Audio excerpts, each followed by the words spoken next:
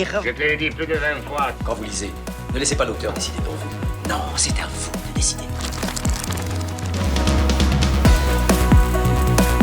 FDL, la fréquence des loisirs, c'est l'instant fréquence des lectures pour les fans de lecture. Aujourd'hui, c'est la chronique manga présentée par Françoise.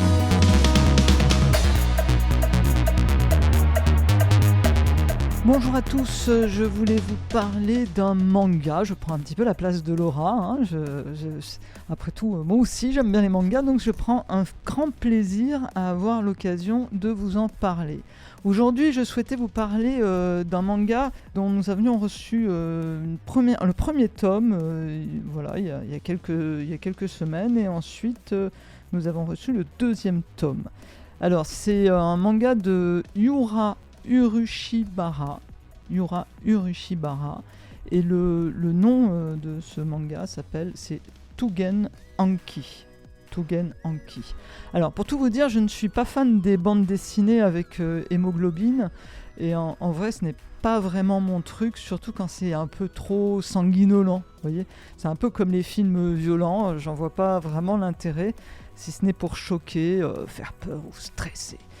Alors bon, je me suis quand même lancé, j'ai commencé à lire le tome 1, et vraiment, je ne m'attendais pas à ça. Alors c'est vraiment... Alors Tougen Anki, il faut le dire, c'est un torrent de violence sanguinaire. À un moment, je me suis dit que vraiment, je n'allais certainement pas accrocher, parce que vraiment, c'est des combats, c'est particulier. Vous allez voir, c'est particulier. Mais, je dis bien mais, bizarrement, je suis allé jusqu'au bout de ma lecture de ce tome 1. Alors, je ne sais pas si c'est l'histoire qui m'a porté ou le dessin. Du coup, je l'ai relu une deuxième fois pour tenter d'élucider l'intérêt que je trouvais à ce manga. Et donc, je vais vous en parler. Donc, il faut savoir que Tougen Anki, c'est un manga inspiré d'une célèbre légende japonaise. Cette légende raconte l'histoire d'un enfant extrêmement fort et qui est né dans une pêche. Une pêche, vous savez, une pêche qu'on mange, pas une pêche pour les pêcheurs, une pêche, voilà. Il était à l'intérieur d'une pêche, et puis en fait, des paysans, des agriculteurs qui étaient là, la femme s'est tombée sur cette pêche, l'a ouvert et a trouvé cet enfant. C'est une légende, bien sûr, c'est un conte. Voilà, et les parents, ces personnes qui ont trouvé cet enfant ont décidé de l'adopter et ils l'ont nommé Momotaro. Il devient très puissant, c'est un enfant qui est extrêmement fort, il devient puissant, combattant, et il décide un jour de partir chasser les démons qui pillent les villages. Et dans Tougen Anki, les démons sont appelés les Oni, voilà, O-N-I. Et les valeureux guerriers sont les Momotaro, donc en inspiration de cette fameuse légende, de cet enfant qui est né dans une pêche et qui était nommé Momotaro. Donc les valeureux guerriers, les Momotaro, les méchants qui sont donc des Oni. Donc Tougen Anki, il faut savoir que quand on commence à lire l'histoire, ça commence un peu...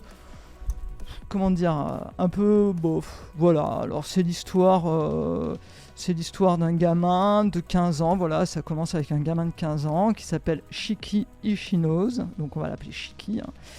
C'est un petit rebelle, tu sais, comme les gosses de 15 ans, là, un peu rebelle, insolent, nul à l'école, flemmard, qui ne fait rien de ses journées, qui passe son temps dans sa chambre à attendre que le temps passe. Il vit avec son père adoptif et passe donc ses journées à admirer sa collection d'armes, parce qu'il est fan d'armes à feu. Alors je ne vais pas vous raconter toute l'histoire, mais oui, il faut bien savoir qu'il est un Oni, donc un méchant démon. On commence donc l'histoire avec le méchant. Et sa vie de petit adolescent, un peu flemmard, va se compliquer, mais de façon drastique, quand il va réaliser la portée et la puissance de ses pouvoirs. Il est un Oni, il est donc poursuivi par le clan des Momotaro. Il faut savoir, alors pour l'histoire, pour bien comprendre, le pouvoir des Oni, c'est de transformer leur sang en une arme indestructible et fatale pour l'adversaire. D'accord ? Donc en fait, il suffit pour eux de verser quelques gouttes de sang pour en faire une épée, un fusil ou un parapluie. Oui, ça peut servir un parapluie. Et ça peut être mortel aussi, un parapluie d'ailleurs, se dit en passant.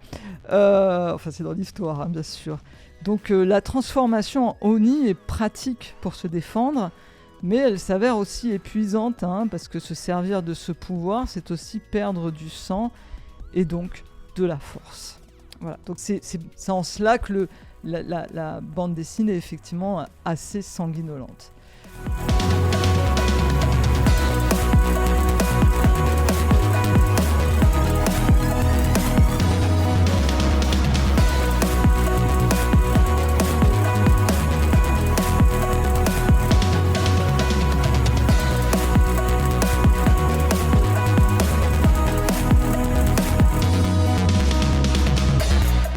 Donc je vous expliquais, donc c'est un manga assez à base d'hémoglobine, on va le dire. Hein, et au début, c'est vrai que ça m'a semblé un peu bizarre comme idée de départ, la transformation du sang en arme par ces jeunes adolescents.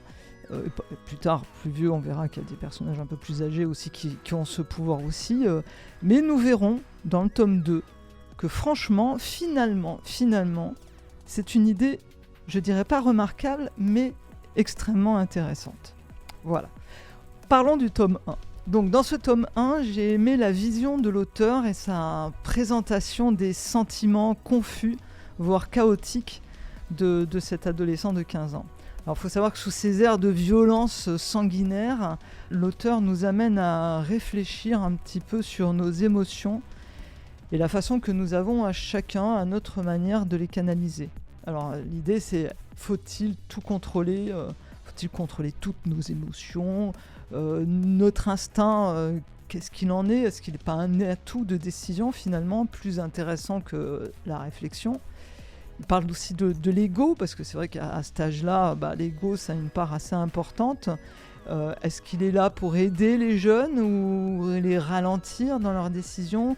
C'est vrai qu'à 15 ans, il y a tout ça, l'instinct, la réflexion, la décision, l'ego, tout ça qu'il faut apprendre à canaliser. Et c'est ce que j'ai trouvé, en fait, c'est une grande question dans ce tome 1 que j'ai trouvé intéressante pour les jeunes de cet âge-là. Il faut savoir que Shini Ishinos, donc notre adolescent au super pouvoir, va devoir lui faire face donc à ses propres démons, pour renforcer et contrôler ses capacités, pour pas les laisser s'échapper de lui. Et donc il faut vraiment qu'il apprenne à prendre en compte son instinct, son ego, sa réflexion, ses décisions. Et c'est en ça que c'est assez intéressant pour des jeunes adolescents. Alors qu'est-ce qui va lui arriver à ce jeune? Il va intégrer l'académie où sont formés les Oni, afin d'apprendre à contrôler son sang. Je vous raconte pas tout, parce que je vais pas spoiler quand même. Bien sûr, il se passe plein de choses. Comment il rentre dans cette académie, c'est intéressant. Je vais pas vous le raconter parce que c'est une grande partie de l'histoire. Dans cette académie, il va devoir aussi apprendre à composer avec ses partenaires et son professeur, puisqu'il aimait pas l'école, mais là finalement il s'y retrouve. Alors on se doute bien qu'il va changer, il va devenir un héros, mais justement, un héros peut-il être un démon? Et qu'en est-il des Momotaro, ces valeureux guerriers qui doivent normalement combattre ces démons qui sont ces Oni? Voilà, mais les Momotaro, franchement, dans ce premier tome, quelquefois, je les trouve aussi violents que leur adversaire, les Oni. Donc à ma deuxième lecture de ce tome 1, puisque je l'ai lu 2 fois, bien sûr, pour bien m'en imprégner, j'en étais là de mes réflexions, et puis j'ai refermé le tome en me disant que non, je ne vais pas en parler, c'était bien, mais voilà, c'est un peu trop hémoglobine, et puis c'est les ados bagarreurs, c'est pas trop mon truc, enfin si j'aime bien, mais pas trop là, voilà.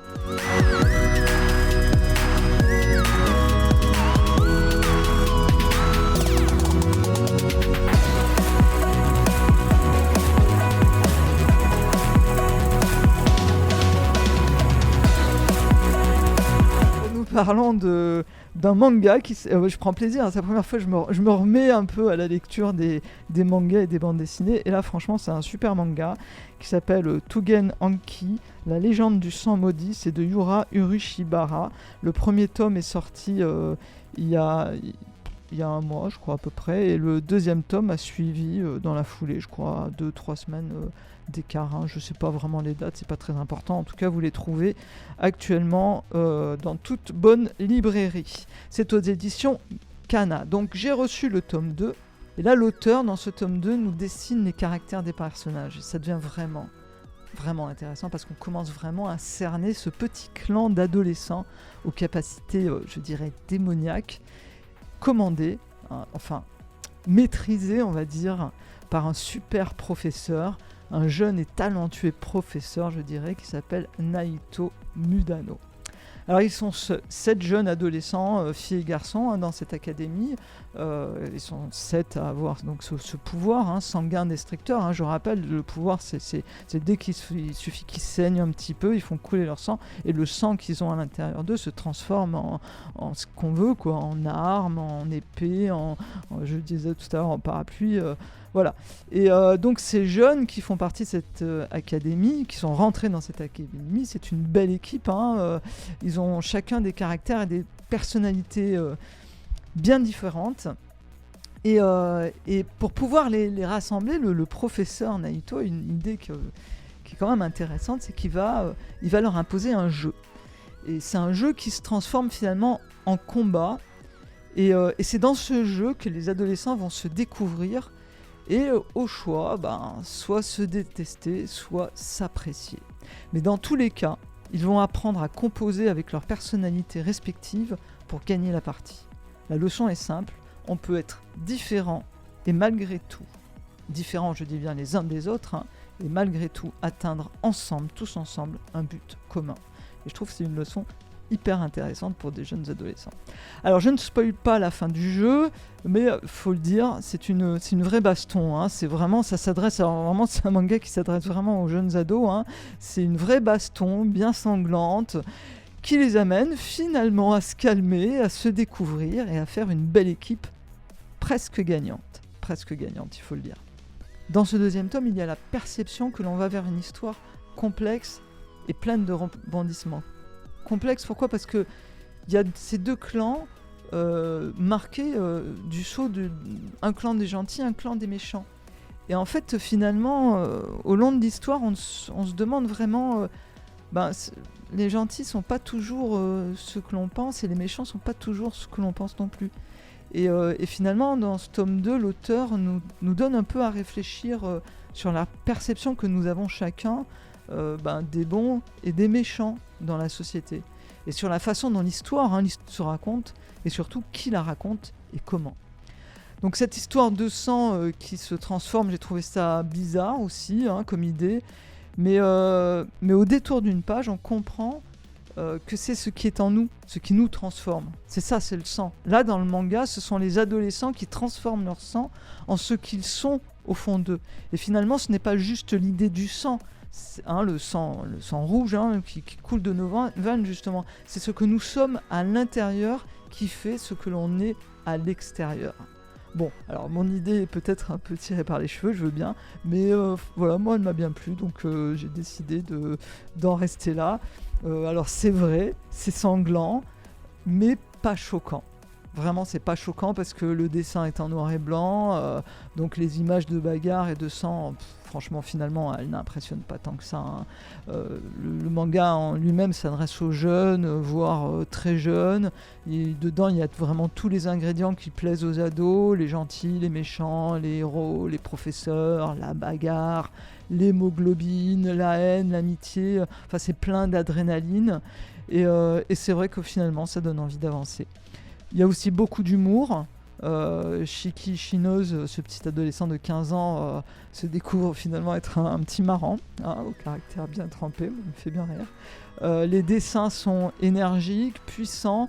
Le noir et blanc permet d'adoucir donc cette accumulation de violence et de sang. On le relit pour en découvrir les tracés qui, dans une première lecture, auraient été trop vite survolés. Et on le relit franchement facilement. C'est intéressant. C'est intéressant pour nos jeunes ados. Voilà, ce manga est aux éditions Kana. Le 3e tome est annoncé là pour bientôt, je crois au mois d'avril. Donc je vous engage à le lire et pourquoi pas à nous appeler pour en discuter. Allez, à très bientôt. Au revoir.